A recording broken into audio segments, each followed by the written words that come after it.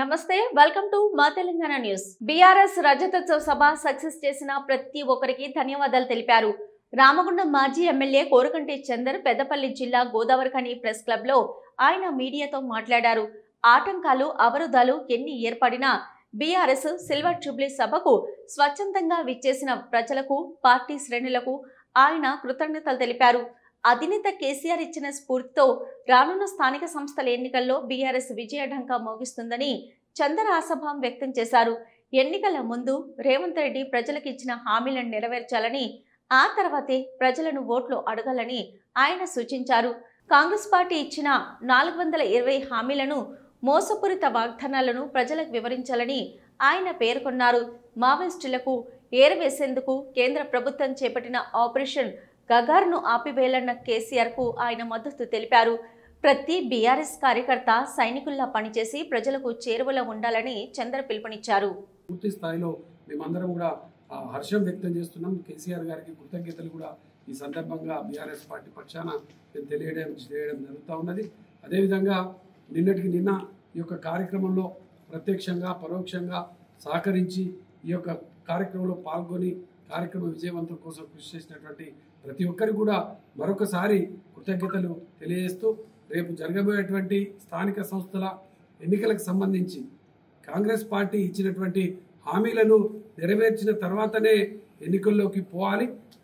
ఎన్నికలలో వెళ్ళినప్పుడు కేసీఆర్ గారు నిన్న పిలుపునిచ్చినటువంటి సందర్భం కూడా తప్పకుండా ఈ యొక్క ఇచ్చినటువంటి హామీలు, మహిళలకు ఇచ్చినటువంటి 2500 హామీ గృహలక్ష్మి, అదేవిధంగా వృద్ధులకు ఇచ్చేటువంటి 4000 రూపాయలు, వికలాంగులకు 6000 రూపాయలు, అదేవిధంగా స్కూటీలను, అదేవిధంగా కళ్యాణ లక్ష్మికి తులం బంగారం, ఇట్లా 420 హామీలు ఏవైతే ఇచ్చినారో ఈ హామీలన్నింటినీ కూడా నెరవేర్చిన తర్వాతనే ఓటు అడగాలని కూడా ఈ ప్రాంత ప్రజల పక్షాన మేము డిమాండ్ చేస్తున్నాం. రేపు రాబోయే కాలంలో తప్పకుండా ఎక్కడికక్కడ కూడా మా బీఆర్ఎస్ శ్రేణులు ప్రజల పక్షాన నిలబడి తప్పకుండా ఈ యొక్క కాంగ్రెస్ పార్టీకి సంబంధించినటువంటి నాయకులకు తప్పకుండా మా మనలందరూ కూడా నిలదీసే పరిస్థితి ఉంటుందని కూడా ఈ సందర్భంగా తెలియజేస్తాము.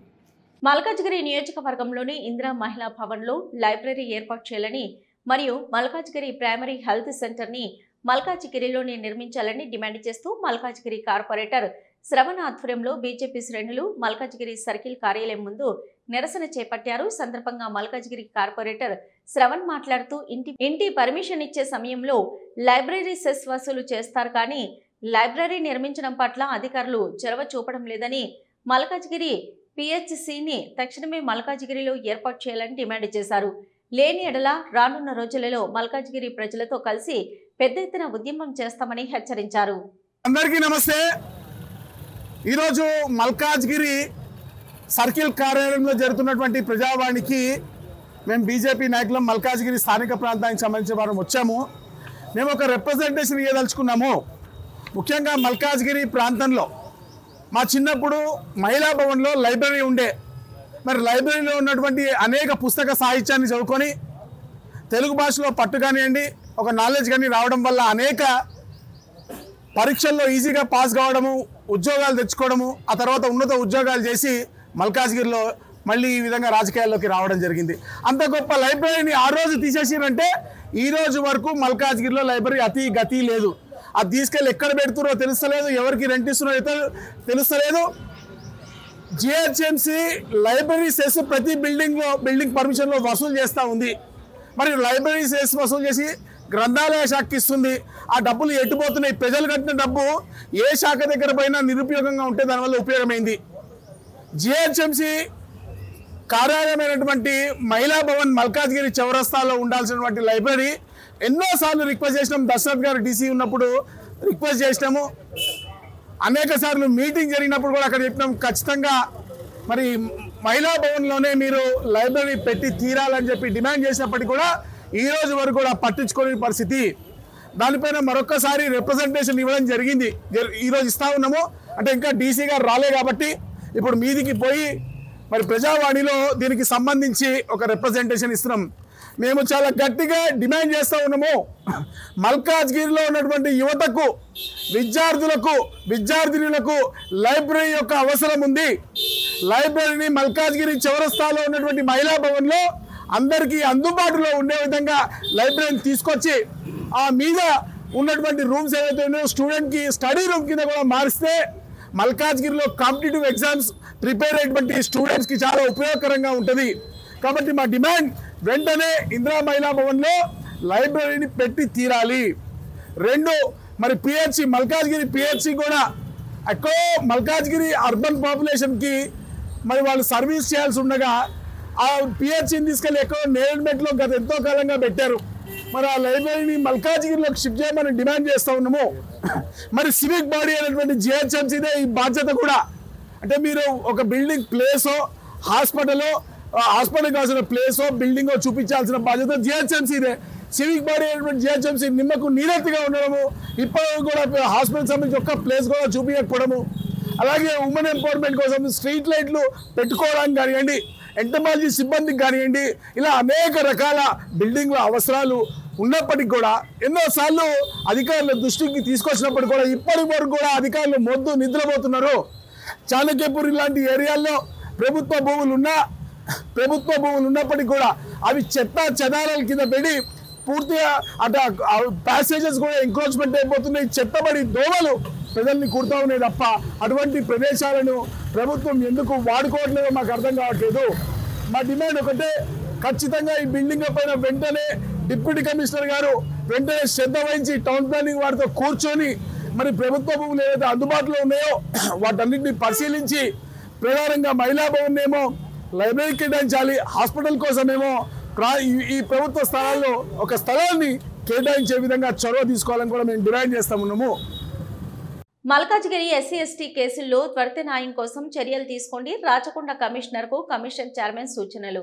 తెలంగాణ రాష్ట్ర ఎస్సీ ఎస్టీ కమిషన్ చైర్మన్ బక్కి వెంకటయ్య రాచకొండ పోలీస్ కమిషనర్ సుధీర్ బాబును సోమవారం నాడు ఆయన కార్యాలయంలో కలిసి సమావేశం నిర్వహించారు. సమావేశంలో షెడ్యూల్ కులాలపై దాడులు, వివక్షలకు సంబంధించిన కేసుల పరిణామాలపై చర్చ జరిగింది.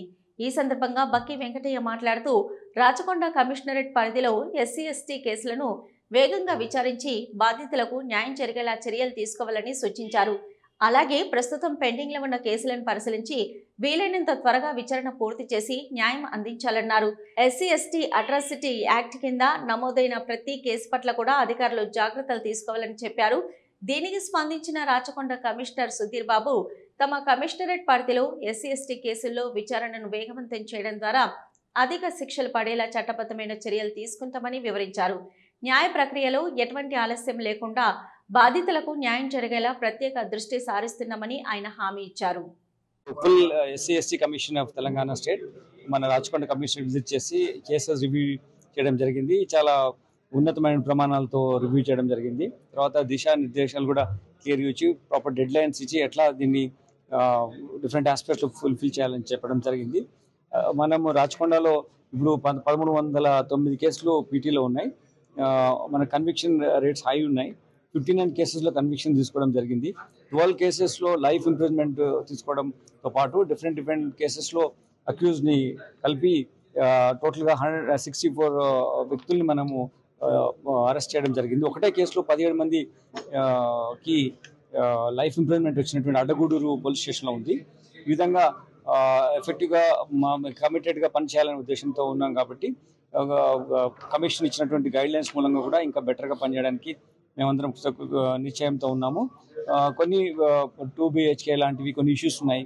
అవి తర్వాత కొన్ని చట్టం ఇంప్లిమెంటేషన్లో ఉన్నటువంటి ఇష్యూస్ని, లాంగ్ పెండింగ్ కేసెస్ ఉన్నటువంటి ఇష్యూస్ని కూడా రివ్యూ చేయడం జరిగింది. వాటన్నిటికీ ఒకటి తొందరగా మేము ఫైనలైజ్ చేయడం, కేసు చార్జ్ షీట్ చేయడం చేస్తాం. హైయెస్ట్ రేట్ ఆఫ్ కన్విక్షన్ మేము తీసుకోవడం మా ముఖ్య ఉద్దేశం. మాకు లాస్ట్ ఇయర్ 31 కేసెస్లో లైఫ్ ఇంప్రిజన్మెంట్ వచ్చినప్పుడు 12 cases SC ST act, POCSO యాక్ట్లో కలిపి ఉన్నటువంటి కేసెస్ కాబట్టి you can understand how much focus our officers are. Thank you. ఈరోజు రాచకొండ కమిషనరేట్ పరిధిలో మరి ఎస్సీ ఎస్టీ అట్రాసిటీస్ కేసులు RORపై సమీక్ష సమావేశం నిర్వహించడం జరిగింది.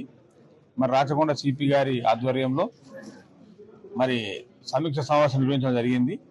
అన్ని కేసులపై పెండెన్స్ కేసులు ఏవైతే ఉన్నాయో సత్వరంగా పరిష్కరించాలని చెప్పి మరి సివిల్ జడ్జి 10 నెలల చివరి వారంలో తప్పకుండా రిద్దరుగా జరపాలని చెప్పి దానికి యాక్షన్ ప్లాన్ తయారు చేసుకోవాలని, ప్రతి 3 నెలలకు ఒకసారి డిఎంసీ మీటింగ్ జరపాలని, మరి పరిహారం విషయంలో మళ్ళీ లబ్ధిదారులకు సత్వరమే వాళ్ళకి అందించాలని, మరి ఎస్సీ ఎస్టీ కేసులపై ఎవరు అలసత్వం వహించిన వారిపై కఠిన ఉంటాయని చెప్పి కూడా ఈ సందర్భంగా తెలియజేసినాం.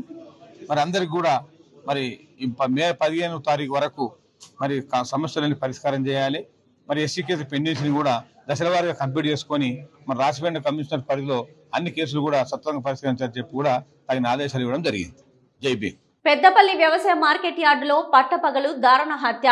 పెద్దపల్లి మండలం అప్పనపేటకు చెందిన పూలం కుమార్ అనే వ్యక్తిని కత్తితో నరిగి చంపిన వేల్పుల సంతోష్ అనే వ్యక్తి. నిందితుడు సంతోష్తో పాటు తన భార్యను అదుపులోకి తీసుకున్న పోలీసులు.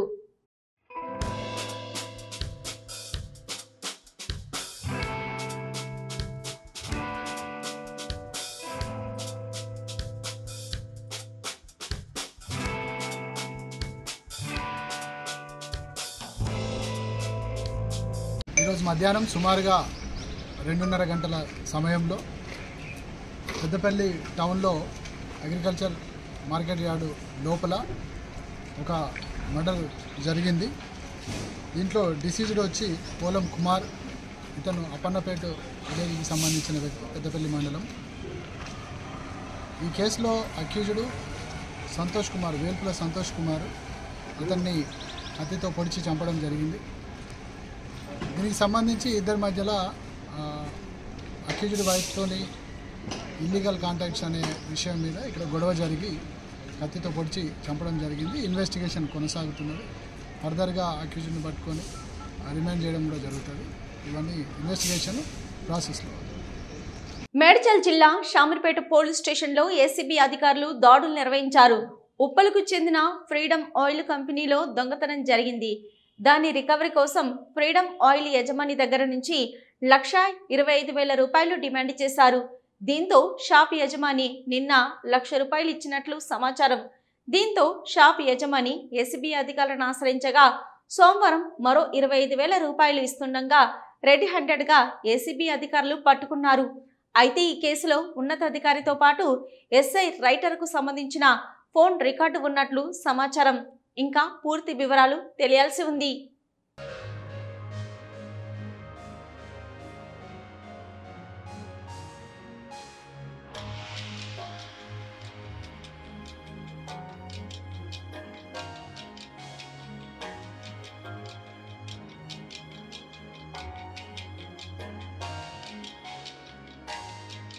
వరంగల్ శ్రీ భద్రకాళి దేవస్థానంలో ఏర్పాటు చేసిన మీడియా సమావేశంలో శ్రీ భద్రకాళి భద్రేశ్వరుల కళ్యాణ బ్రహ్మోత్సవాలు పోస్టర్లను ఈవో శేషుభారతి, ప్రధాన అర్చకులు శేషు అయ్యగారు ఆవిష్కరించారు. ఈ సందర్భంగా వారు మాట్లాడుతూ శ్రీ భద్రకాళిలో భద్రేశ్వరుల కళ్యాణ బ్రహ్మోత్సవాలు ఏప్రిల్ 29న అంకురార్పణతో ప్రారంభం కానున్నాయన్నారు. మే 10న భద్రకాళి భద్రేశ్వరుల కళ్యాణం ముగుస్తాయని అన్నారు. కావున భక్తులు అధిక సంఖ్యలో పాల్గొని భద్రేశ్వరుల కళ్యాణ బ్రహ్మోత్సవాలను తిలకించాలని కోరారు. ఈ కార్యక్రమంలో ఆలయ కె శేషుభారతి, కార్యనిర్వహణాధికారి, సహాయ కమిషనర్, ఆలయ ప్రధాన అర్చకులు, ఆలయ సిబ్బంది తదితరులు పాల్గొన్నారు. బ్రహ్మోత్సవ కార్యక్రమాలు ఈ నెల 29 ఏప్రిల్ 29 నుంచి మరి మే 10వ తారీఖు వరకు జరగబోతున్నాయి. ఈ యొక్క ఉత్సవాల్లో భాగంగా అర్చక స్వాములు మరి వారి యొక్క కార్యక్రమాలు, ఏ రోజు ఏమేమి కార్యక్రమాలు చేయాలో అవన్నీ వారికి నిర్ణయించడం జరిగింది. పొద్దున ఎటువంటి పూజ, మధ్యాహ్నం ఎటువంటిది, మరి సాయంత్రం వాహన పూజలు ఎలాగా, పొద్దున పూట స్వాన పూజలు, మరి హోమాలు, మరి ప్రత్యేక అభిషేకం అమ్మవారికి, కుంకుమ పూజలు, ఇవన్నీ కూడా ప్రత్యేకంగా అర్చక స్వాములు నిర్ణయించిన ప్రకారంగా దేవాలయంలో జరుగుతాయి, శాస్త్ర ప్రకారంగా జరుగుతాయి.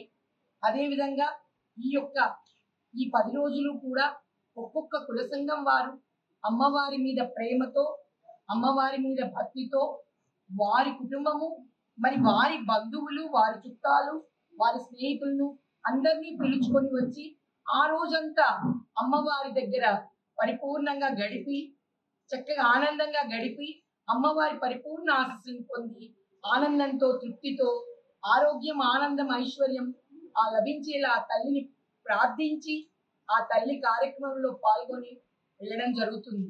కనుక ఈ యొక్క కుల సంఘాలు అనేది ప్రత్యేకంగా ఏర్పాటు చేసిన కార్యక్రమం ఇది. ప్రతి ఒక్కరూ కూడా దాన్ని ఉపయోగించుకోవాలని కోరుతున్నాము. మరి ఎక్కడి నుంచి అయినా కూడా భక్తులు రావచ్చు. బ్రహ్మోత్సవ కార్యక్రమం అంత దూరం నుంచి వేరే విదేశాల నుంచి కూడా వస్తున్నారు. అమెరికా నుంచి, మరి ఫ్లోరిడా నుంచి, రకరకాల ప్లేస్ నుంచి కూడా అమ్మని దర్శించుకోవడానికి వస్తున్నారు. మరి ఆ అమ్మవారి మహత్యం ఎంత ఉంది అనేది ఒక్కొక్కళ్ళు వాళ్ళు వచ్చి మాకు చెప్తుంటే అర్థమవుతోంది. అది అందుకే నేను చెప్పేది ఎప్పుడు కూడా అమ్మవారితోటే కనెక్షన్, నాకు అమ్మవారికి అని ప్రతి వ్యక్తి కూడా అలా అనుకోవాలి. ఐ కనెక్ట్ టు అమ్మ, I connect to my God అనుకున్నప్పుడు ఆ తల్లి యొక్క ఆ అనుగ్రహం, ఆ ఆశీస్సులు ఖచ్చితంగా మనకు అందుతాయి. మీరు ఏది కోరుకుంటే అది జరిగి తీరుతుంది. అవ్వలేదు అంటే నాలోనే లోపం అనుకోవాలి. ఖచ్చితంగా ఇక్కడ చాలా మంది ఒక ఇంపార్టెంట్ అయిన వర్క్స్ మీద తిరుగుతున్నారు, వెతుకుతున్నారు. ఖచ్చితంగా అమ్మే మనకు ఆన్సర్ ఇచ్చేది అమ్మే. కానీ నువ్వు ఎంత శ్రద్ధగా కోరుతున్నావు ఆ తల్లిని అనేది ముఖ్యం. Belief is important. మనం ఇన్ని సంవత్సరాల నుంచి చేస్తాం, రోజు వచ్చే అమ్మగా అనుకోకండి. నేను అమ్మ దగ్గర ఎంత శ్రద్ధగా కోరుకున్నాను అనేది ముఖ్యం అని నేను తెలియజేయడం జరుగుతుంది. ఎక్కడి నుంచి వచ్చిన భక్తులందరూ కూడా మరి వాళ్ళ పెళ్ళిళ్ళు అయితేనేమి, పిల్లలు అయితేనేమి, వారి విదేశీ ప్రయాణాలు అయితేనేమి, ప్రతిదీ జరుగుతోంది. అందరికీ జరుగుతోంది, మనకెందుకు కాదు, ఖచ్చితంగా అవుతుంది. కనుక శ్రద్ధగా, ఓర్పుతో, ఫోకస్ గా మీరు అమ్మని పూజించండి, ధ్యానించండి, అభిషేకించండి. ఏదైనా సరే మీకు ఏది ఇష్టమో ప్రదక్షిణ చేసినా చాలు, ఆ తల్లి ప్రేమగా కరుణిస్తారు అని తెలియజేయడం జరుగుతోంది. మరి శ్రీయుత సీఎం గారు, మన ఎండోమెంట్ మినిస్టర్ గారు, మన ఎమ్మెల్యే గారు నాయన రాజేందర్ రెడ్డి గారు, వీరందరి యొక్క సహకారంతో, కూడా చైర్మన్ గారి సహకారంతో మన మాడ వీధులు భద్రమ్మ గుట్ట చుట్టూ అద్భుతంగా గిరి ప్రదక్షిణ చేయడానికి వీలుగా మాడ వీధులు ఏర్పాటు అవుతున్నాయి. అతి త్వరలో మన భద్రకాళి అమ్మవారిని పెద్ద రథం మీద పెట్టి, స్వామివారిని అమ్మవారిని పెట్టుకొని పెద్ద ప్రొసెషన్ లాగా మనందరం కూడా భద్రమ్మ గుట్ట చుట్టూ కూడా గిరి ప్రదక్షిణ చేయడం జరుగుతుంది. మరి వీళ్ళు అర్చక స్వాములు మంత్రోచ్చారణ చేయొచ్చు, మనందరం కూడా ఆ యొక్క రథం వెనుక వెళ్ళడం జరుగుతుంది. ఈ మాడ వీధుల్లో ఫస్ట్ ప్రోగ్రామ్ ఇదే, అతి త్వరలో కాబోతోంది. అదే విధంగా మన దేవాలయానికి ఇంతవరకు ప్రత్యేకమైన బిల్డింగ్స్ లేవు కనుక మరి మన మినిస్టర్ గారు వాళ్ళు, మన ఎమ్మెల్యే గారు వాళ్ళు నిర్ణయించిన ప్రకారంగా మనకు ఆఫీస్ బిల్డింగ్ అయితేనేమి, అక్కడ ప్రసాదాల బిల్డింగ్ అయితేనేమి, మరి ధ్యాన మండపం అయితేనేమి, ఈ అన్నదాన సత్రం కూడా ఇంకా పెద్దగా కట్టడానికి మొత్తం ప్లాన్స్, ఎస్టిమేట్స్ అన్ని తయారై రెడీ ఉన్నాయి. అతి త్వరలో దాన్ని కూడా జరుగుతుంది. అదే విధంగా మన భద్రకాళి దేవస్థానం యొక్క వేద పాఠశాలని మన ఎండోమెంట్ మినిస్టర్ గారైన సురేఖ మేడం గారు, మరి అతి త్వరలో ఎమ్మెల్యే గారు వీరందరూ కలిసి దానికి స్టోన్ వేసి స్టార్ట్ చేయడం జరుగుతుంది. టెండర్ అప్రూవల్ అయ్యి రెడీగా ఉంది. అదేవిధంగా ఇంకా కళ్యాణ మండపం ఒకటి నిర్మాణం చేయబోతున్నాము. అదేవిధంగా 100 గదుల సత్రం విషయంలో కూడా శ్రీయుత సీఎం గారిని రిక్వెస్ట్ చేయడం జరిగింది. ఇలా ఇన్ని కార్యక్రమాలు మన భద్రకాళి గుడిలో చేయడానికి మరి మేమంతా సిద్ధంగా ఉన్నాము. మేము, మా స్టాఫ్, మా అర్చకులు, మేమందరం మీ అందరి సహకారంతో మన భద్రమ్మ గుడిని మనం ఇంకా డెవలప్ చేసుకొని, ఇంకా దేశ విదేశాల్లో ఎవరైతే బాధపడుతున్నారో వాళ్ళందరికీ కూడా అమ్మ ఫోటో చూస్తే చాలు ఈ అనుగ్రహం కలిగింది అని వాళ్ళు వచ్చి చెప్పాలి. అలాంటి రోజు రావాలని కోరుతున్నాను. కనుక భద్రకాళి అమ్మ యొక్క ప్రాసెస్ దాన్ని మొత్తానికి తెలియచేయండి అని మనస్ఫూర్తిగా కోరుతున్నాను. భద్రకాళి శరణమమ్మ. ఏ దేవతలు ఆగమాలు మహోత్సవ విధిని నిర్ణయిస్తాయి. మహోత్సవం అంటే మహదానందదాయకమైన ఉత్సవాలు. ఈ మహోత్సవానికి ఈ దేవతల గుణగ్రహుడు అంటే బ్రహ్మవృత్త ఉత్సవం. కాబట్టి ఈ మహోత్సవ విధికి బ్రహ్మోత్సవం అని పేరు వచ్చింది. బ్రహ్మానందాన్ని కలిగిస్తాయి కాబట్టి కూడా బ్రహ్మోత్సవం అని పేరు రావుతుంది. అహం బ్రహ్మ స్వరూపిణి మత్త ప్రకృతి పురుషాత్మకం జగత్. నేనే ఆ బ్రహ్మ పదార్థాన్ని, నా నుంచే ఈ ప్రకృతి పురుషాత్మకమైన జగత్తు ఆవిర్భవించింది అమ్మవారు చెప్పింది. కాబట్టి ఆ బ్రహ్మ పదార్థం అనేది అమ్మవారు కాబట్టి అమ్మవారికి జరిగే ఉత్సవాలు బ్రహ్మోత్సవాలు. ఏది ఏమైనా కానీ బ్రహ్మోత్సవాలు. అయితే దేశమంతా ఇది కూడా మీ మీడియా వాళ్ళు ఆయగారు ప్రతి కూడా బ్రహ్మోత్సవాలు ఉంటాయి. మీ దగ్గర ఎందుకున్నారు 10 ఏళ్ల క్రితం మీరే ప్రశ్న వేశారు. ఆ దాని మీద ఈ మహోత్సవం మీ యొక్క ప్రేరణతోటి నిర్వహించడం జరుగుతుంది. అయితే దేశమంతా శివ కళ్యాణం శివరాత్రి మహాశివరాత్రి నాడు కానీ యువత రోజు కానీ అందరి రోజు కానీ చేస్తారు. అసలు శంకరుడు అమ్మవారిని ఎప్పుడు పెళ్లి చేసుకున్నాడు అని గ్రంథాలన్నీ వెతుకుతుంది. కాళికా పురాణంలో ప్రమాణం ఉంది. సమయం కారయామాస వివాహాయ హరోగిరి మాధవే మాసి పంచమ్యాం స్థితే పక్షే గురోర్దినే చంద్రే గోత్ర ఫల్గుణ్యాం భరణ్యాను స్థితే రవౌ. శంకరుడు తన కళ్యాణాన్ని జరుపుకోవడానికి మానవ ముహూర్తం పెట్టుకున్నాడట.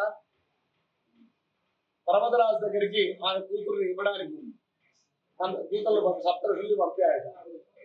అయితే ఇది ఏనాడు అంటే వైశాఖ శుద్ధ పంచమి నాడు. ఆనాడే అద్వైత వేదాంత ప్రవర్తకులు శంకరాచార్యుల వారు పుట్టినరోజు. ఆనాడే రామానుజులు భగవద్ రామానుజులు పుట్టినరోజు.